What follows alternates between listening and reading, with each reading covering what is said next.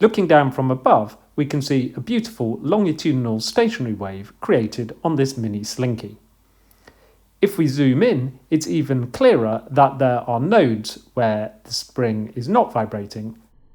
Watching it at quarter speed, we can clearly pick out the nodes where there is zero displacement the whole time, and the antinodes where the turns of the spring are oscillating with the largest amplitude. If we increase the frequency on the signal generator, we can create a stationary wave with more antinodes and nodes.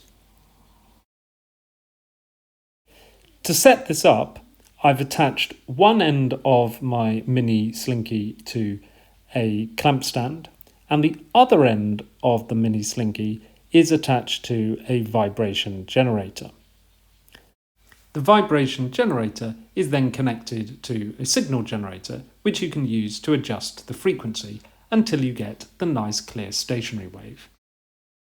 I'm using the ×10 range. The mini slinky that I used was about 3 centimeters in diameter and about 3 centimeters long.